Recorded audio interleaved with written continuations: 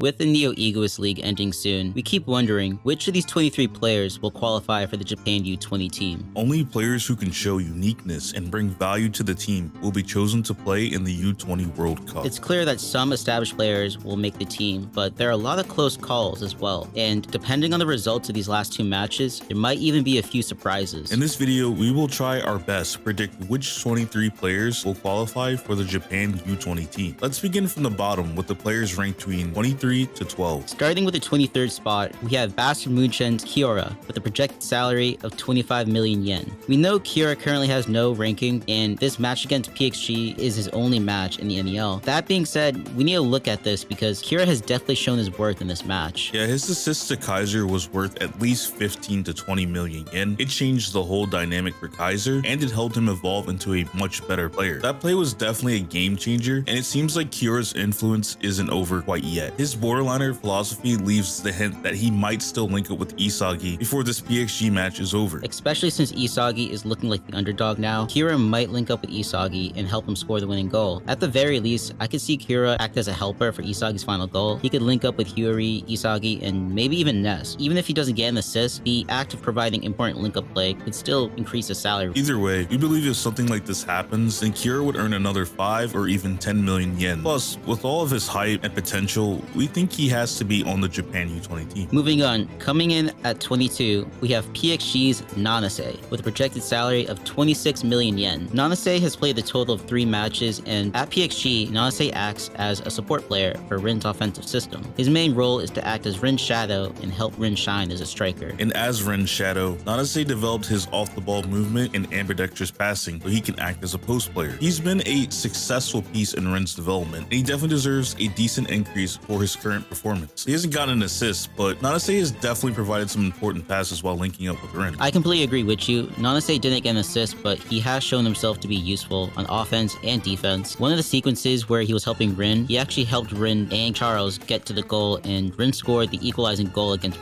Munchen. So I do believe he deserves at least 10 million yen for something like this. He's been consistent throughout the match, and I definitely think he's been more useful than other support players like Zantetsu or Tokimitsu. Yeah, he's definitely proven his value by keeping up with some of the best in BLUELOCK. And moving on, we have the most surprising pick. At 21, it'll be Gen Fukaku with a salary of 28 million yen. I don't know how he achieved a salary this high. We haven't seen him make a save since the Japan U20 match. This spot is definitely due strictly to plot. Right, the Japan U20 team needs more than one goalkeeper, and Gen Fukaku is the only option. So with that, let's just move on to the next player. At the 20th spot, we have Munchen's Corona with a projected salary of 35 million yen. Technically, Corona has played in 3 matches, but his performances have been falling off over time. He had a great performance against Munchen City, and he was doing well against Ubers and even got an assist. Unfortunately, he picked up an injury in the middle of that match, and ever since that injury, Corona just hasn't been the same. It's clear that Corona has been getting hoed lately by the writing. He even came into that PXG match after the injury, but he was still taken out quickly, just so the Monk can play instead. And I will say, throughout his time in the PXG match, he didn't provide that same spark. His last official ranking was 34 million yen, and honestly, he doesn't deserve too much of a raise after this current performance. We gave Corona a $1 million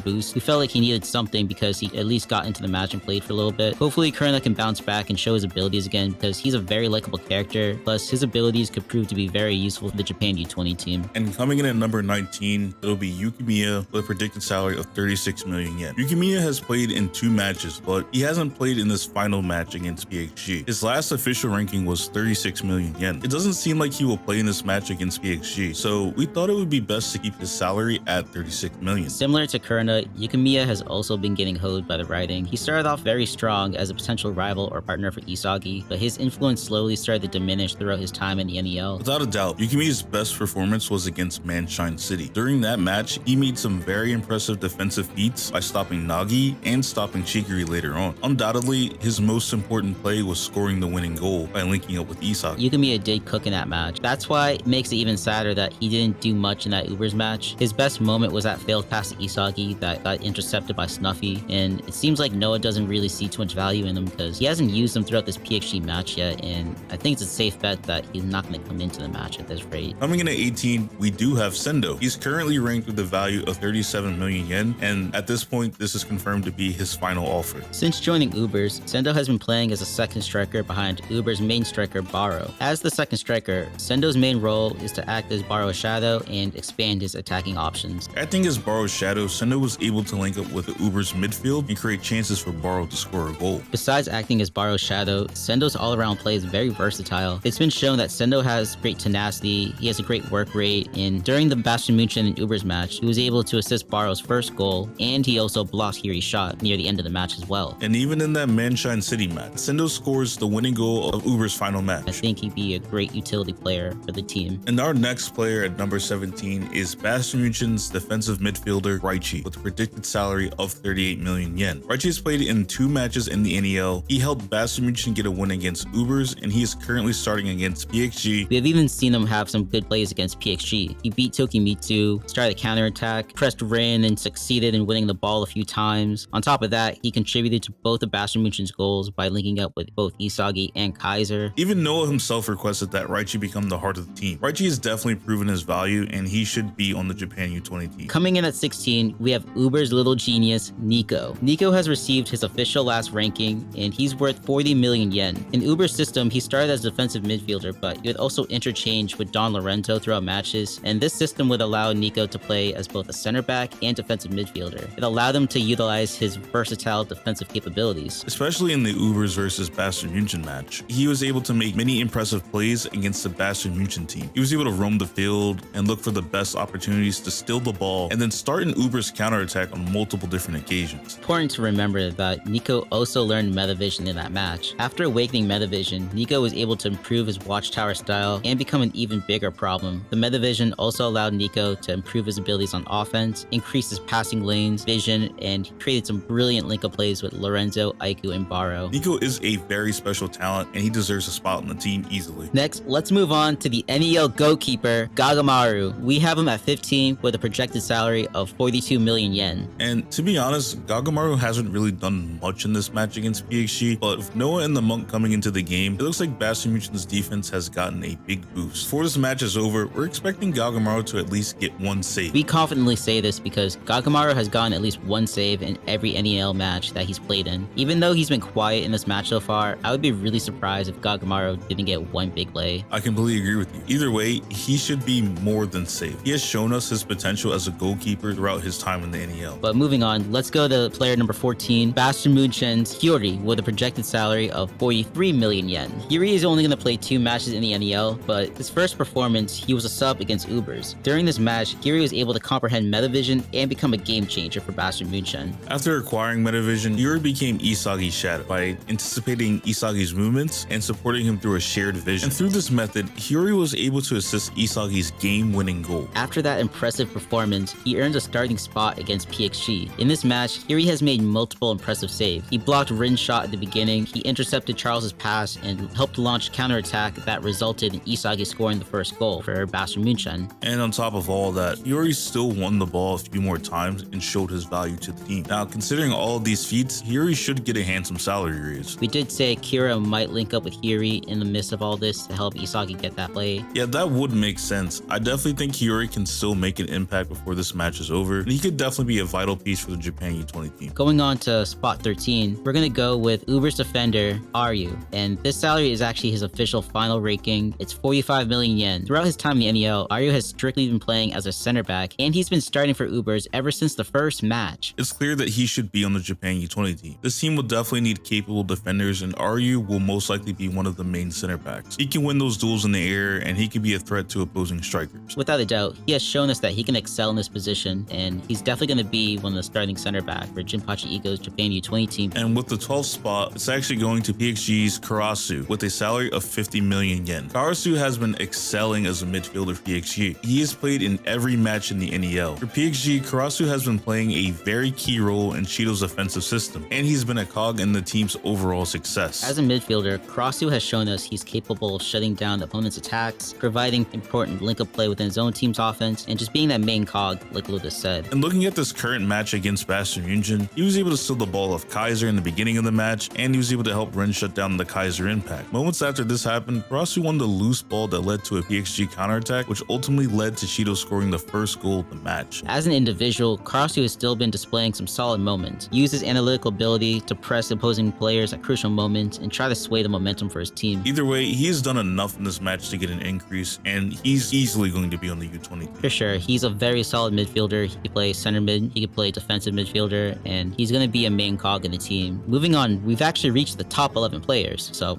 round of applause. You guys have made it this far. And at number 11, we have FC Barca's Otoya with a projected salary of 57 million yen. Otoya has played for every match in the NEL for FC Barca. He's been playing as a winger and he's been acting as Bachira's shadow. He has been supporting Bachira by utilizing his stealth steps and one-touch passing to get the ball into optimal situations for Bachira to score a goal. This playstyle resulted in Otoya getting multiple assists, and he was even able to score a goal against PXG. He's definitely done enough to earn a spot on the Japan U20 team. We don't know how much of an increase he's really going to get. We don't know what's going on in the Munchen City match, but we're assuming he's going to at least assist Bachira and have a few other cool plays. Otoya and Bachira are the heart of FC Barca's attack, and if this team's going to score any goals, it's most likely that these two are going to be the center of it. And the way things are going, I don't think FC Barca is going to beat Munchen City. Realistically, I can see Otoya getting another assist by linking it with Bachira. Anyways, he probably won't get a big increase, but for another assist, I can see him getting another 15 million yen. I think he's going to be somewhere between 50 to 57 million no matter what, and he's pretty much safe at this rate. And next at number 10, we have Japan's best defender, IQ, with a salary of 60 million yen, which will be his final salary ranking. He's been a starter for Ubers since the first match, and since joining Ubers, he was able to acquire Metavision and expand his overall skills. After acquiring Metavision, we've seen him use this on defense, and he's been acting as the critical safeguard by utilizing his vision and impressive physical abilities. We've seen him shut down Nagi and even stop Isagi. IQ possessing Metavision also gives him an extra edge on offense, especially in counterattacks. He can win a loose ball and deliver some killer passes to his teammates. It's safe to say IQ has been one of the best defenders in the NEL. He's the highest ranking defender in the NEL auction system, and he will definitely be the starting center back and captain for the Japan U20 team again. And moving on to the 9th spot, we have the chameleon Rayo with a projected salary of 65 million yen. Rayo started off strong by performing well against Munchen. Rayo was able to subconsciously tap into Metavision and enter his flow state, which resulted in him getting an assist by linking it with Nagi and creating that 5-stage volley goal. This feat was very impressive, but this whole situation just ended up being a fluke because after this match, the two started to fall off. They started to rely too much on each other, they became very predictable, and it resulted in Munchen City losing their spark. This match against FC Barca is truthfully their last chance to evolve as players. We're expecting Rayo to have an epiphany and completely turn around this poor momentum. The biggest theory is that he fully understands Metavision and he uses it to control the game in a similar fashion as Isagi did against them. If he's able to utilize Metavision and pull the team together, he's going to get a massive salary raise. Either way, I definitely see Rayo getting at least 1 or 2 assists against FC Barca. If he becomes this masterful playmaker type technician type player with Metavision, then he's going to be such a problem. We think it's time for him to properly show off all these skills again. As an individual, Rayo is incredibly versatile and his potential is almost limitless. He can play in almost any position and he can fill any role in the team. He could be a very important key piece in the Japan U20 team because of these abilities. Coming in at number 8, Munchen's Kunigami with a projected salary of 70 million yen. Kunigami has always been a highly rated player in the NEL auction system. He scored a goal against FC Barca, and right after that game, he scored another goal against Munchen City. Both those feats had him up pretty high, and he kind of fell off against Ubers. He really didn't have too many big plays. His most significant moment was blocking Barou's shot towards the end of the match. After that, it seemed like he was gonna kind of fall off, but Kunigami has been changing that narrative in the PXG match. Yeah, I have to agree with you there. He's totally changing the narrative in this PXG match. He's still doing an incredible job man-marking Shido and making sure Shido doesn't get free, so a link-up play between Charles and Shido doesn't happen again. Kunigami also picked up an assist. He headed the ball to Isagi and he was able to assist Isagi's 2-gun stage volley. We don't know if he's going to come back to the match, but he's definitely done enough to get a very nice